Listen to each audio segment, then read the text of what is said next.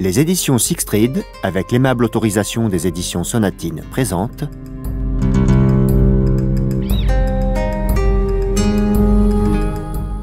Les Diables de Cardona, de Matthew Carr, interprété par Nicolas Justamont.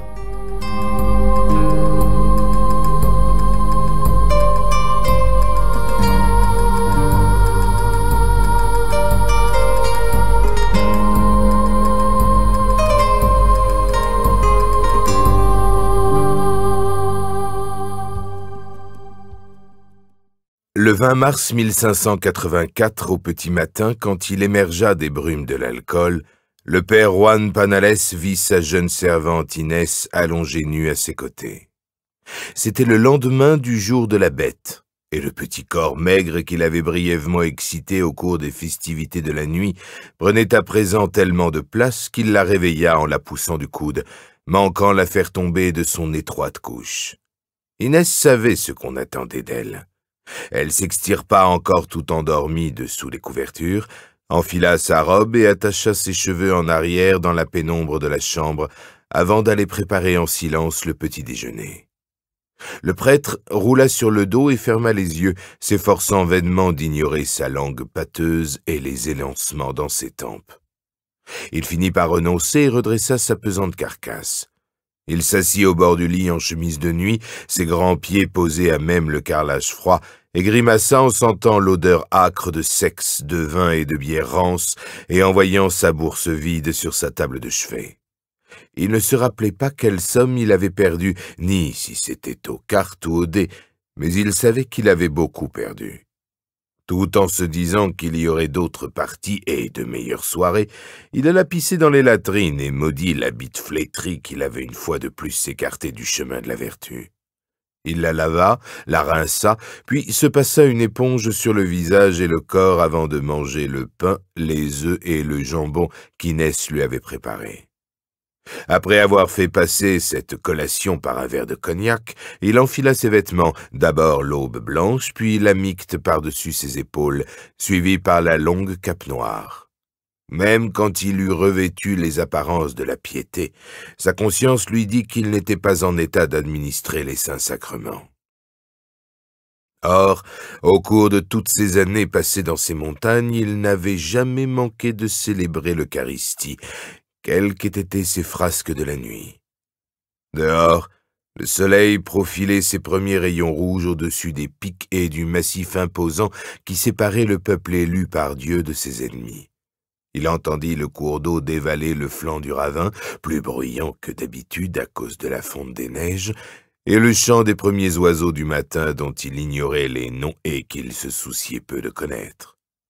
Bien que le mois de mars touchât à sa fin, son haleine exhalait encore un nuage de buée quand il s'avança dans la cour d'un pas pesant que n'importe qui dans le village aurait reconnu et que plus d'un avait des raisons de craindre et de détester. Le père Panales savait que ses paroissiens ne l'aimaient pas, mais il avait cessé depuis longtemps d'éprouver le moindre remords à l'idée qu'un homme d'église puisse susciter la peur et le dégoût. Dans une autre paroisse, il aurait peut-être pensé autrement, mais pas ici, pas à Bellamar de la Sierra. Ces ouailles appartenaient à un autre monde et une autre époque. C'étaient des sauvages et des hérétiques qui témoignaient plus d'affection envers l'homme, au visage noir déguisé en ours qu'ils traînaient dans les rues le même jour chaque année, qu'ils n'en montreraient jamais pour les souffrances de Jésus-Christ. Même aujourd'hui, à l'orée du XVIe siècle, ils continuaient de croire que cette superstition païenne était capable de purifier la ville du mal accumulé toute l'année. Mais comme ils le leur avaient bien suffisamment répété, le mal était en eux. C'était quelque chose qu'ils charriaient dans leur sang, qui leur était transmis par le lait de leur mère d'une génération à l'autre. Personne ne pouvait sauver ces gens-là, pas même les apôtres. Et comme ils refusaient d'embrasser la foi de leur plein gré, le fait même qu'ils le craignissent était une sorte d'exploit.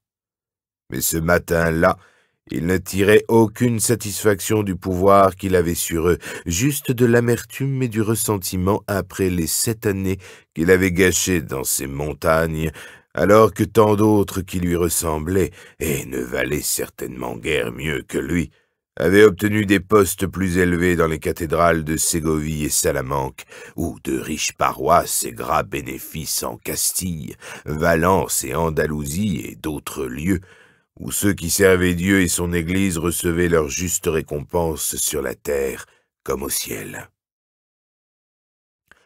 Après toutes les années qu'il avait passées dans ces lugubres montagnes, il méritait une récompense semblable.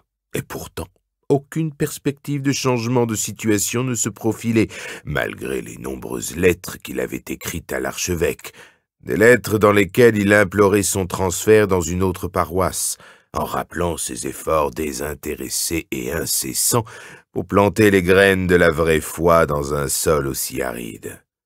Personne ne comprenait ni ne se souciait de son cas, et alors qu'il levait les yeux vers le clocher blanc et ses arches en fer à cheval, la possibilité de fuir ce lieu lui parut plus improbable que jamais. Tout en scrutant les maisons sombres et silencieuses tout autour de lui, il entreprit de passer en revue les noms des fidèles auxquels il pourrait extorquer de quoi pallier ses pertes quand le service serait fini. Il crut entendre un bruit non loin et s'arrêta pour regarder autour de lui. Mais le village restait sombre et silencieux, et la population se remettait encore des festivités de la veille. La porte de l'église n'était pas fermée à clé, comme c'était en général le cas, car les portes de la maison de Dieu étaient toujours ouvertes, et on avait beau dire ce qu'on voulait de ces hérétiques, ils ne volaient rien dans les églises. Il poussa la lourde porte de bois et entra. Au même moment, il vit la silhouette sombre assise sur un banc au premier rang, vêtue d'un manteau et d'un chapeau à large bord. « Qu'est-ce que vous faites ici » aboya-t-il. « Je ne suis pas encore prêt. » L'homme ne répondit pas, ne se retourna même pas, et c'est alors qu'il s'aperçut que d'autres hommes se tenaient dans l'ombre, juste derrière. La peur s'empara de lui. Il fit un pas de côté, mais un des hommes referma la lourde porte, et une main gantée se referma sur sa bouche et lui tira la tête en arrière.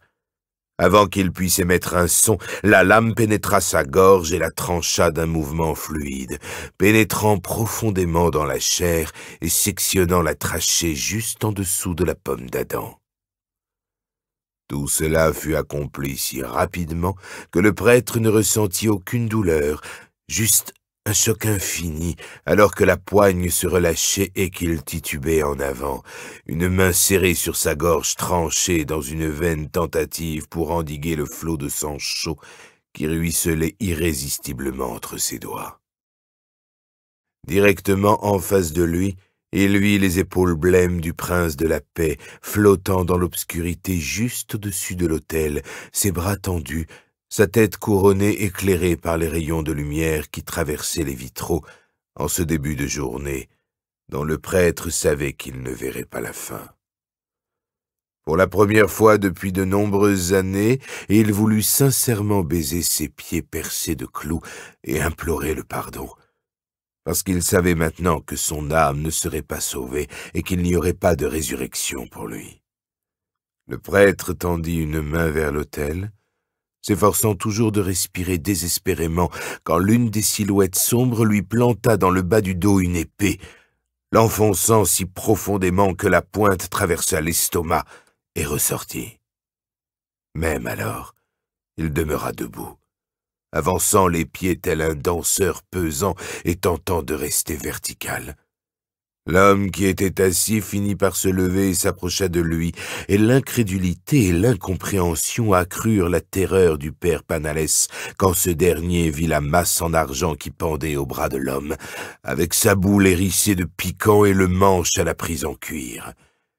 Derrière lui, la Vierge noire de Bellamare le regardait avec une expression d'infinie compassion, et il regretta de n'avoir pas su répondre à ses attentes. Inte Domine speravi, pensa-t-il alors que la masse se levait en tournoyant et s'écrasait contre le côté de son crâne. Il était mort avant d'avoir touché le sol.